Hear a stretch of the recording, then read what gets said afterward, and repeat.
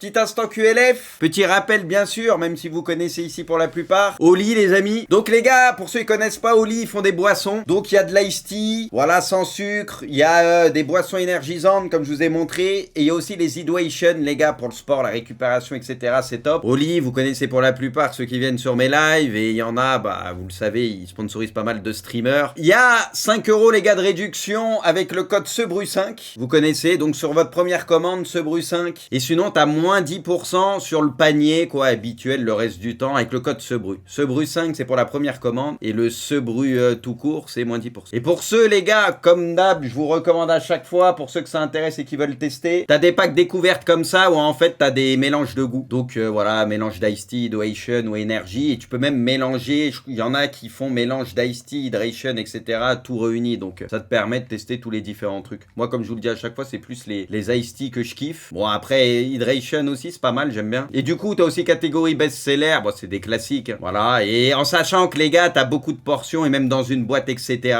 tu peux faire énormément de checkers, quoi. T'as moins 10% avec le code SEBRU, et si c'est la première commande, SEBRU5, t'as ce que je vous ai dit tout à l'heure, c'était quoi, moins 5€, 10€, je sais plus. Je crois que c'est 5€, voilà, 5€ de réduction. Et ouais, et pour ceux qui se posent la question, si jamais, les gars, c'est juste là le code, hein. Le SEBRU5, tu le mets à droite avant de passer à la caisse, c'est là que ça se met, quoi. Si jamais il y en a qui se posaient la question. Salut les amis du soir, bonsoir. Pourquoi t'es heureux? Mais non, mais les gars, il y a un match retour, c'est pas fini. Et moi, les gars, je suis pas spécialement heureux. C'est juste, je vois vos messages parce que je sais que le Barça Paris, les gars. Mais par contre, non, en vrai, le seul truc où moi je vais être satisfait, c'est que ça me donne un peu raison, tu vois, dans le sens où, voilà, j'ai retourné ma veste à l'heure. C'est pour ça que j'ai mis match nul du Barça. Je voyais un nul, moi. Et donc, possiblement une qualif du Barça parce que, voilà, encore une fois, bon, je me disais que c'était possible et que le PSG est pas si impressionnant que ça, mais encore une fois, c'est pas fini. C'est pas fini, il y a un match retour. Il y a un match retour, sacrée performance de Donnarumma. Et il y en a dans l'équipe type, les gars, quand on a fait le mélange du Barça-Real, ils mettaient Donnarumma devant Ter Stegen. Donnarumma, les gars, il y a un facteur qu'il y en a qui ont oublié, la Ligue 1, t'as pas de pression pour des mecs comme ça, et pour le PSG, t'as trop de marge. Mais en Ligue des Champions, c'est là où ça a tendance à plus se chier dessus, et c'est là où tu vois les plus gros. Non mais vraiment, le PSG, t'as pas de test cette saison depuis 100 ans. Tout le monde dit, il y en a, ils crient au génie, Enrique, c'est un génie. Ses choix tactiques, ce que tu vois en première mi-temps, c'est cataclysmique. Même des choix de joueurs, ce que tu veux. Apparemment, il a plus l'ADN du Barça que Xavi, etc. Je l'ai pas vu à domicile tout le match. Ok, le début de deuxième mi-temps pendant un moment, ok. Pour parler et faire tout ça derrière, c'est quand même pas la folie, quoi. Il y a des choix qui sont quand même assez lunaires, parce que quand tu vois même Zaïre Emery, quand il rentre, etc., il peut apporter quelque chose. C'est qu'il y en a beaucoup, t'as l'impression, il disait, il y avait une progression de ouf du côté du PSG, mais pour moi, on pouvait pas juger, parce que le PSG, depuis 150 ans, ils ont joué personne, entre guillemets, la Ligue 1, la Coupe de France, ils sont à des années-lumière de ça. C'est pas là que tu peux tester le PSG. Et la Sociedad, le seul match de Ligue des Champions qu'ils ont eu, on a compris que c'était une Sociedad où c'était pas extraordinaire, qui était dans le dur. Et encore à l'aller, pendant 60 minutes, ils ont posé beaucoup de problèmes à Paris, tu vois. Donc voilà, tu vois qu'il y a encore du boulot. Pour moi, c'est là, c'était le test ce soir et il y aura le match retour. On va pas enterrer le PSG, même si bon, maintenant c'est sûr que ça va pas être simple, parce qu'il faut aller se qualifier là-bas et un but de retard. Mais c'est là où tu vois que le PSG, il y a quand même pas mal de faiblesses, quoi. Il y a pas mal de faiblesses et est-ce que c'est une surprise? Non, c'est pas une surprise. Ça concède quand même beaucoup d'occasions, etc. Et puis voilà, quoi. Levan Sebreu alors, ce que regarde, j'ai dit que Levan allait faire un grand match et je l'ai dit hier dans hors-jeu, j'ai dit Levan fera un grand match. J'ai dit Levan fera un bon match et pour moi, typiquement, il peut faire mal au PSG parce que le PSG a pas des défenseurs qui vont te coller tout le temps comme un Rudiger au Real par exemple. Du coup, Levan, s'il a un peu de, s'il a un peu de liberté, il peut jouer en déviation, etc.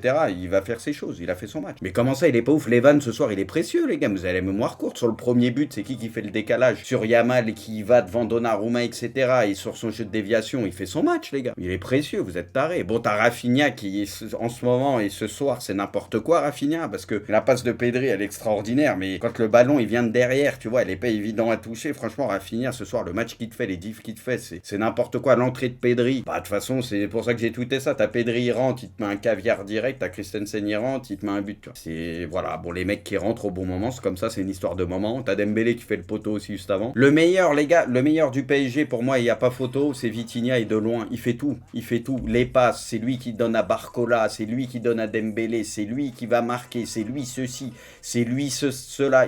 En ce moment, Vitinha, il fait tout. T'as pas Vitinha ce soir du côté du PSG, mais tu te fais éclater. Nuno, moi je trouve que c'est Vitinha le plus important. Nuno, rien à dire. Nuno, rien à dire. Il fait son match et tout, j'ai rien à dire. Mais pour moi, c'est Vitinha au milieu, tous les passes, le tempo. Il fait tout. C'est le meilleur joueur du PSG ces derniers temps, c'est lui, c'est Vitinha. Dembélé pas mal aussi, Dembélé pas mal. Bah, il a mis son but quand il est décisif, c'est sûr. Après, il y a d'autres occasions, ou celle à la fin aussi, où il revient sur son pied droit, il dévisse. Après, voilà, au moins il a mis un but, on peut pas lui en vouloir. Lui, on l'a vu, tu vois, on l'a vu. Donc, ouais, Warren, très belle entrée. Warren, en vrai, Warren, quand il rentre et tu vois ce qu'il fait, bon, après, t'as peut-être des joueurs un peu plus fatigués et tout, mais Warren, en vrai, quand il rentre et tu vois ce qu'il apporte au niveau de la puissance, tu vois, tu sais, lui, il peut casser les lignes balle au pied. T'en es à regretter qu'il ait pas commencé le match. Parce que honnêtement, tu te dis en première mi-temps avec un Warren, etc., peut-être en densifiant un peu le milieu, t'aurais peut-être pris moins cher. Parce que la première mi-temps, elle est cataclysmique. La première mi-temps, elle est cataclysmique du PSG. Franchement, c'est pas possible, quoi. Beraldo Kata, Beraldo, pas bon soir, je suis d'accord. C'est vrai qu'il y a eu rien à dire depuis qu'il joue DC. Souvent, il avait été bon et on disait du bien ce soir. Ce soir, il était dépassé. Et ouais, côté Barça, les gars, bah écoutez, il y a eu des choses sérieuses, d'autres un peu moins. Parce que le début de deuxième mi-temps, bon, tu sens que le PSG rentre avec d'autres intentions. Il y a quelques ajustements aussi et tout. Et ça paye parce que direct, tu marques et tu mets un deuxième et tu sens que ça doute. Un peu du côté du Barça. Et pareil, là, tu te dis à ce moment-là, bah, le PSG a pris le dessus et peut-être le Barça va sombrer, tu vois. Mais après, la Ligue des Champions, c'est là où c'est fou et tu le vois avec tous les matchs. Ce but, à chaque fois, qui change tout. Il y a ce but qui va inverser les dynamiques, la confiance et derrière, l'équipe, elle va prendre le dessus. Et après, cette même équipe, elle revient de nulle part, elle prend le dessus, elle a peut-être une ou deux situations pour mettre ce but du break ou faire la diff, elle le met pas et derrière, elle se refait punir. C'est dans la tête, c'est ouf. C'est ouf, c'est le football, c'est normal, on est habitué, mais c'est dingue. La première mi-temps, l'envie qu'il monte, alors que c'est un quart de LDC, c'est affolant, mais c'est juste qu'ils sont du père, ok. Je sais pas si ça vous a fait cette impression, les gars. Alors on sait qu'on est habitué avec Luis Enrique, tu vois, il tente des choses, il fait des trucs, etc.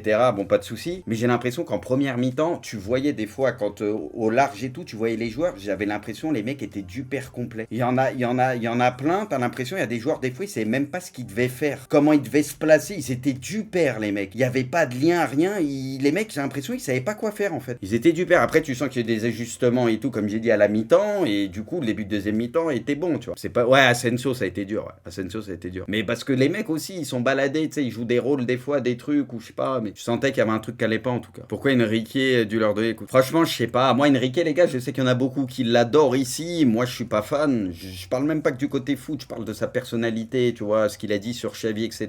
Ça, pour moi, t'as pas à dire des trucs comme ça, même si tu le penses. T'as pas à dire des trucs comme ça, et parfois, sur ses choix tactiques, je sais qu'il y en a, comme j'ai dit, il crée au génie, hein, il fait des choses, on va pas dire il connaît pas le foot, mais des fois, tu le sens, et comme j'ai dit, il y a des mecs qui sont du père, quoi. Ils changent quand même beaucoup de trucs, les joueurs, dans différentes positions, pas toujours dans des positions naturelles pour eux, et t'as l'impression que, bah voilà, tu peux le payer par moment. Koubarsi, meilleur joueur du match? Non, moi je dirais pas Koubarsi. Koubarsi, il fait de taf, rien à dire. Pour moi, Rafinha, il a pesé énormément, par exemple. Après, c'est vrai qu'il y a le truc offensif, le truc défensif, mais moi, encore une fois, Vitinha, je trouvais très fort côté Paris, et côté Barça, Rafinha, quand même, il a été dans beaucoup de très très bons coups. Hein. Beaucoup de très bons coups. Araujo, il fait des retours à un moment sur Barcola, le retour qu'il fait avec le tacle et tout. Mais c'est pour ça que le Barça, ils se sont trouvés. Bon, ça s'est pas vu tout le match. Parce qu'on le voit en début de deuxième mi-temps, ils perdent le fil et il y a trop d'espace laissé au PSG. Alors qu'en première mi-temps, ils étaient tout le temps en place, etc. En deuxième, c'était plus compliqué à un moment, on va pas se mentir. Mais c'est vrai que le Barça semble un peu plus équilibré, tu vois. Et ils ont des joueurs individuellement qui sont forts. Donc quand collectivement ça suit, bah il se passe des trucs, tu vois. Ouais, Gundo, bah les prises de balles, les trucs. De toute façon, c'est Gundo. Mbappé, il a osé parler, maintenant une prise à deux, plus personne. Bah après, c'est normal, les gars. Mais Mbappé, aujourd'hui, et encore, le PSG, moi, comme j'ai dit ces derniers temps, le PSG, tu fais une prise à deux, t'as 90% de chances de gagner le match, à condition que ce soit bien fait, tu vois. Parce que il y a que lui qui marque. Mais ce soir, il y a pas que lui qui a marqué, tu vois. Pour le coup, il y a Dembélé qui a enfin mis un but. Pour ta Vitinha, qui en ce moment, on est habitué à ce qu'il marque. Du coup, voilà. Forcément, quand il y a deux joueurs sur un, bah, ça peut libérer parfois des espaces à d'autres. Donc là, ça a fonctionné d'une certaine manière. Les autres, en tout cas, avaient marqué. Mais le truc, c'est qu'il y a eu la première mi-temps est trop catastrophique. Derrière, il y a eu beaucoup d'erreurs et ça respirait pas la sérénité. Beraldo, Donnarumma, etc.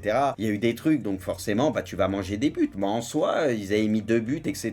Sans qu'Mbappé, on le voit du match. Tu vois ce que je veux dire? Ils avaient réussi à faire quelque chose sans Mbappé, entre guillemets. Ça avait servi aux autres. Mais bon, le truc, c'est qu'il faut être plus costaud derrière, avoir plus de maîtrise sur le match. Koundé, ouais, mais sur les côtés, même Cancelo, tout ça, sur les côtés. Mais Koundé, encore une fois, les gars, avec le Barça. Barça, c'est différent, parce que tu sens c'est carré et tout, tu vois. Mais Koundé, on sait que défensivement parlant, il est pas mauvais, hein. À la base, c'est plus un central ce que tu veux. Donc, dans ces conditions, tu sens qu'ils ont trouvé comment bien l'utiliser, etc. Tu vois. Il sait ce qu'il a à faire, puis voilà, avec la prise à deux, ça a très bien fonctionné. Les gars, vous pensez, petite question simple, efficace, est-ce que vous pensez que le PSG est éliminé, ou il y en a, vous leur voyez une vraie chance là-bas d'aller faire la diff et de gagner par au moins 2 buts, ou alors au péno? Éliminé, finito, vous pensez? Moi, les gars, maintenant, je suis sûr, parce que là, c'est quand même une victoire à l'extérieur, ouais.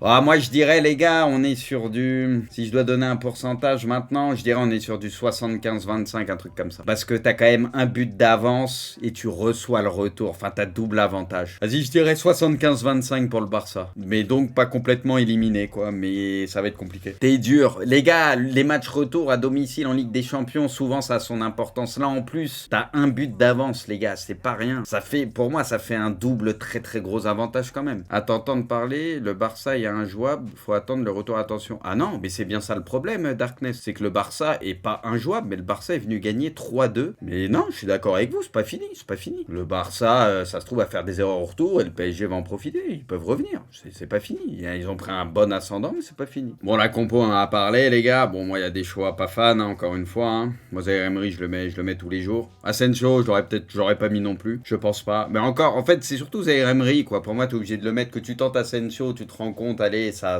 va pas, machin, tu le changes vite à la limite. Mais pour moi, le milieu de terrain, faut le densifier, tu vois. Il y a une histoire de profil, ce que tu veux et tout. Et Zaïre Emery, il a ce truc au milieu de terrain où voilà, il peut te faire quand même un bien fou. Record, Marquinhos devient le joueur le plus capé de l'histoire au Paris Saint-Germain. Ouais. Moi, j'aime bien Marquinhos. Hein. Je sais que c'est un bon gars et tout. Et à la base, c'était un très bon défenseur, j'aime bien. Mais putain, la tournure qu'a pris quand même sa carrière, c'est compliqué. Il est dans une espèce de ventre mou maintenant, t'as l'impression. Et voilà, quoi, c'est un peu... Nuno, mais Nuno est trop fort. Lui, c'est les blessures le problème. Nuno, on le sait tous, il est trop fort. Nuno, c'est un crack.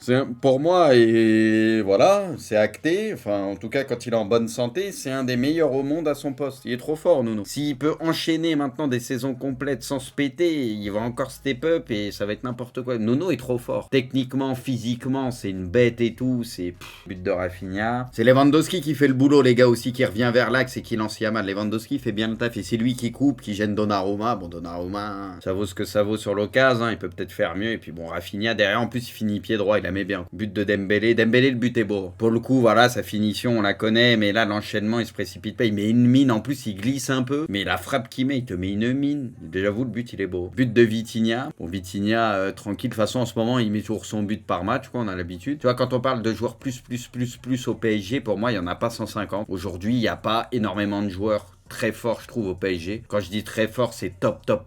Moi, je pense que Vitinha peut devenir ce joueur pour le PSG. Peut devenir vraiment un top joueur. Moi, je le trouve super fort. Et c'est pour ça que Vitinha, même quand il se faisait critiquer il y a quelques temps, quand il était régulier, moi, je vous disais toujours, moi, je crois en lui parce que il a ce truc pour moi. Techniquement, il a de la facilité, tu vois, la vision de jeu, il s'affole pas avec le ballon, etc. Il a ce truc. Après, il lui manquait peut-être la confiance. Et en ce moment, il a pris une autre dimension. Il est trop fort. But de Rafinha, le doublé. Pedri, ouais, la passe, elle est extraordinaire. En plus, il vient de rentrer. L'appel est bon aussi. Hein. Déjà, il fait l'appel au début contre appel. Bon, parce qu'il se dit c'est trop tôt. De toute façon, Pedri est pas face au jeu. Je serai hors jeu si je continue.